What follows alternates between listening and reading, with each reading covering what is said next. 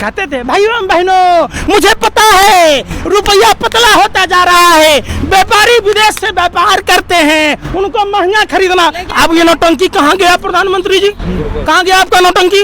अब रुपया पतला नहीं हो रहा है, अब व्यापारियों को तकलीफ नहीं हो रही है, अब क्या किसानों को तकलीफ नहीं हो रही है? आप बताइए ना, अब रुपया डॉलर क्या है, कहाँ रेट आपने बढ़ा दी, अब 100 का पार करा के मानेंगे क्या? एक बात बताइए, ये माताजी अपनी लड़की की शादी करेंगे, जो 24,000 रुपए का सोना बिक रहा था आज 1,25,000 रुपए का सोना बिक रहा है, तो ये मंगलसूत्र कहाँ से बनाएंगे लड़की के लिए? कहाँ से नाक का बनाएंगे, कहाँ से कान का बनाएंगे, कहाँ कहाँ का कंगन बनेगा?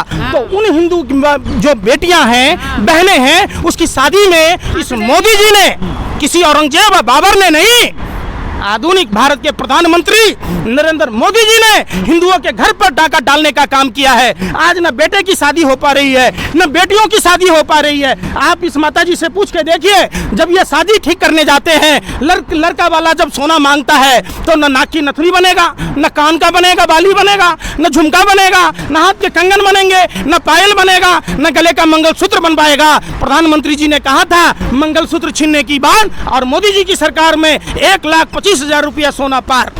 मोदी जी कहते थे कि नेपाल का रुपया नहीं गिरता है, भूटान का रुपया नहीं गिरता, पाकिस्तान का नहीं गिरता, इंडिया तो पूछे ना जाके। प्रधानमंत्री कहते थे नरेंद्र मोदी जी जब मुख्यमंत्री थे, क्या कारण है कि नेपाल का रुपया नहीं गिरता है, श्रीलंका का नहीं गिरता है, पाकिस्तान का नहीं गिरता है, जिस देश का रुपया गिरता है उस देश के प्रधानमंत्री की शाख गिरती है। तो क्या आज देश के माननीय प्रधानमंत्री नरेंद्र मोदी की शाख इतनी गिर गई है कि रुपया 90 के पार हो गया है?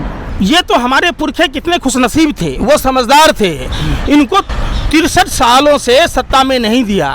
ये तो 11-12 साल में देश की दुर्दशा कर दी। अगर ये 63-62 साल होते तो हम पेड़ के पत्ते पहन रहे होते, अब पत्थर को रगड़ के यूं याग पैदा कर रहे होते, हम जंगली जानवरों को शिकार कर रहे होते। ये तो सौभाग्य की बात है कि हमारे पुरखों ने भाजपा को 63 सालों सत्ता से दूर रखा। राजीव गांधी जी ने भारत को डिजिटल युग में लाया था, अटल बिहारी वाजपेयी बैलगाड़ी लेकर गए थे, टुक टुक टुक टुक टुक करते हुए संसद में। पता है ये संगी लोग क्या जाने, जो सिर्फ लाठा भाला लेके अपने ही देश में उपद्रव करता हो। अरे भैया, इनको अगर कुछ पता होता, इनके चक्रों में अगर देश पड़ा होता तो आज देश का ये स्थिति में होता थोड़ा ना होता। प्रधानमंत्री जी लगातार 11 वर्षों से कांग्रेस, गांधी, नेहरू की बात करते रहते हैं, कभी हिंदू मुसलमान की बात होती है। इकट्ठा एक बार प्रधानमंत्री जी पूरी पार्टी के साथ बैठक कर लें और लंबी सूची बना लें कि नेहरू जी को क्या कहना है, इंदिरा जी को क्या कहना है, राजीव जी को क्या कहना है, राहुल जी को क्या कहना है।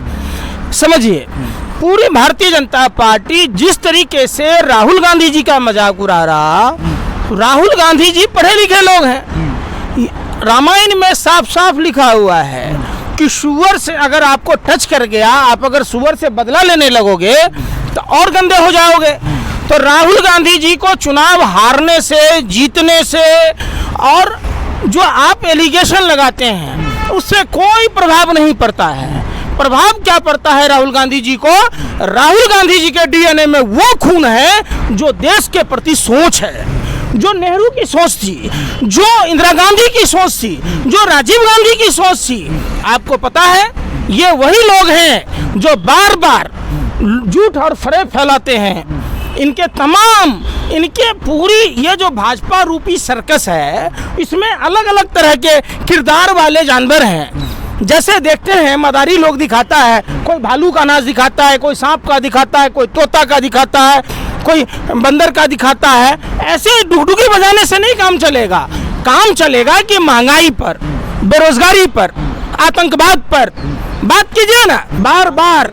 जैसे नहीं देखते हैं बच्चों को कुछ हो गया, मम्मी मम्मी, तो प्रधानमंत्री जी एक ही भाषा बोलते हैं, नेहरू जी नेहरू जी। अरे भैया, अब आप कोई दूध पीते बच्चे नहीं हैं। जब भी देश में कोई घटना होती है, प्रधानमंत्री विदेश के दौरे पर होते हैं। क्या उनको जब भी सदन चल रहा होता है छोड़कर देश भाग जाते हैं? विदेश में क्या रखा है आपका? और जिस वंदे मातरम पर देखे होंगे, भाजपा के नेता तो नेता, मंत्री को वंदे मातरम नहीं आता है, वंदे भारत बोल रहा होता है। अगर आरएसएस और भाजपा के लोगों में इतनी ही दम थी तो आरएसएस वालों ने वंदे मातरम को राष्ट्रीय गीत क्यों नहीं बनाया? क्यों नहीं प्रधानमंत्री बोलते कि राष्ट्रकवि रविन्द्रनाथ टैगोर ने सबसे पहले वंदे मातरम गाया था कांग्रेस के अधिवेशन में? आप अपने अधिवेशनों में वंदे मातरम तो कहलवाइए। आप क्या, आपके पुरखे जो गोरे अंग्रेजों की दलाली करते थे, महीना पेंशन लेते थे, गार्ड की नौकरी करते थे, जो अंग्रेजों की तलवा चाटते थे, जब आपके पुरखों की औकात नहीं थी तो आपकी क्या औकात होगी? आपने राज्यसभा में बैन किया था, कौन किया था? कंगना रनौत ने ये कहा है कि जिस तरीके से आरोप लगाते हैं कि ईवीएम हैक होगी, कि ईवीएम हैक नहीं हुई है, मोदी जी ने लोगों के दिल हैक किए हैं। अरे जसोदा बहन का तो दिल हैक नहीं कर पाए हैं। अब फिर वही बात आ जाइएगा, जब उदाहरण दूंगा तो आप पत्रकार बिलबिला जाओगे। जिनका दिल हैक करना था, कोई भी पति अपने पत्नी का दिल हैक करता है, वो तो अपने पत्नी का दिल हैक नहीं कर पाए, तो 140 करोड़ भारतीयों का दिल क्या हैक करेंगे? कभी प्रधानमंत्री अगर दिल किस आधार पर हैक करते हैं? उनके प्रधानमंत्री के सहयोगी साथी पौने 2 आंख वाला कानिया डुप्लीकेट घी बना रहा होता है, जिससे मानव जीवन पर असर पड़ता है। प्रधानमंत्री के पार्टी का विधायक मंत्री नकली दवाई बेच रहा होता है, तो प्रधानमंत्री जी दिल हैक कर लिए। अब समझिए इनका जो प्रोपगेंडा था वो कल ही जनता के सामने में खुल गई है। जनता इनके झूठ को पकड़ ली है। ये मोदी नहीं मदारी है, झूठ बोलने की इनको पैदाइशी बीमारी है। ये 10 लाख का सूट 5 लाख का बूट पहनकर बंदा 24 घंटा झूठ पर झूठ, झूठ पर झूठ, झूठ पर झूठ। एक झूठ अगर पकड़ लीजिएगा सर खुजलाइएगा कि अरे भाई क्या बोला। ये इतने बेशर्म लोग हैं कि इनको न बोलने में ना इनको, हम लोग झूठ बोलेंगे तो आपके सामने नहीं आ पाएंगे। प्रधानमंत्री 140 करोड़ भारतीयों के पास में सामने चले आते हैं, इनको शर्म है?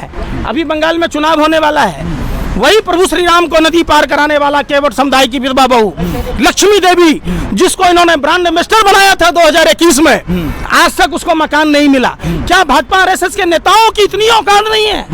जो प्रभु श्री राम की बात करता है, उस प्रभु श्री राम को नदी पार कराने वाले केवट समुदाय की विधवा बहू को एक मकान तक न दिला पाए। छी, लानत है ऐसे नेताओं पर।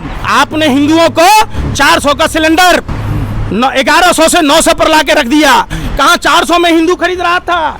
ये इस आधुनिक भारत के ये जो बाबर औरंगजेब हैं, इनकी सरकार में आज 900 का हिंदू सिलेंडर खरीद रहा है। जो हिंदू 2014 से पहले 450 रुपए का डीएपी खरीदता था, आज वो हिंदू आज 1900 रुपए का डीएपी खरीद रहा है। आज वो हिंदू इस सरकार में जो 30 दिन में रिचार्ज कराता था 28 दिन में रिचार्ज करा रहा है। जो साल में 12 महीने रिचार्ज कराता था, आज उस हिंदुओं को 13 महीना रिचार्ज कराना पड़ता है। तो कौन तुलना कीजिए? आप पत्रकार हैं, हमने बाबर को नहीं देखा, हमने औरंगजेब को नहीं देखा। हम आज अगर देख रहे हैं तो मोदी और अमित शाह को देख रहे हैं, और जब दोनों में तुलना करेंगे तो बाबर और औरंगजेब से ज्यादा क्रूर मोदी और अमित शाह हैं। डॉलर मोदी या प्रधानमंत्री थे, जब भी डॉलर के रुपए की कीमत गिरती, डॉलर और रुपए में जो डिफरेंस आ रहा है, अब 90 रुपए से ज़्यादा कहोगे, 90 रुपए का डॉलर हो गया है। कैसे देखते हैं मोदी? जिस टीम का कैप्टन ही बहुरूपिया हो, ड्रामेबाज हो, नौटंकीबाज हो, उसके बाकी सदस्यों का क्या कहेंगे? अर्जुन मेघवाल जी क्या बोल रहे हैं? मनोज तिवारी जी, जिसकी औकात 5 रुपया के अंडा खाने की नहीं है, रिंकिया के पापा की, वो कह रहा है कि हम जेब में रुपया लेकर चलते हैं, हमें डॉलर से क्या मतलब है? अर्जुन, तो ये बेशर्मों की टोली है, ये अनाप शनाप बयान करते हैं। कांग्रेस के राज में इतना फायदा हुआ कि ताकि है ना किसी को पानी भी मोल ना पीना पड़ा। बीजेपी का राज आ गया, पानी मोल बिक रहा है, सारे जीएसटी से लग रही है। तेल लून मिर्ची गरीब आदमी तो खा ही नहीं सकता बेचारा।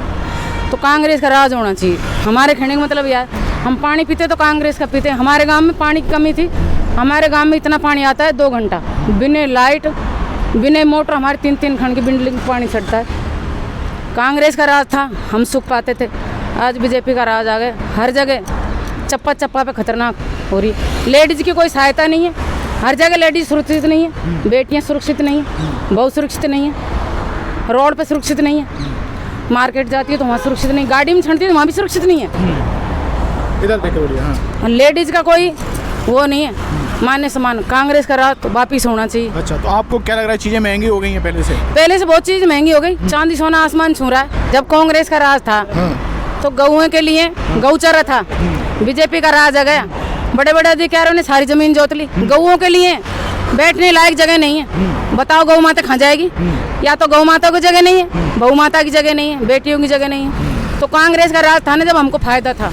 अब बीजेपी का राज आ गया ना, हमको फायदा नहीं है। कहाँ के रहने वाले हैं आप? हम दौसा जिला के रहने वाले हैं। अब बताओ, राजस्थान में राजस्थान बीजेपी की के- सरकार है, हमारे- काइसन फार्मा का 40 सैंपल फेल हो गया, फिर भी सरकारी अनुमति से दवाई दी गई। हाँ। अब बताओ, बच्चे मर गए, क्या उसमें हिंदू बच्चे नहीं मरे?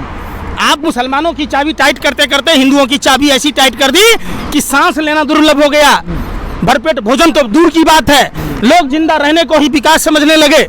प्रधानमंत्री जी, इतना तो गोरे अंग्रेजों के समय भी इतना जुल्म नहीं हुआ था।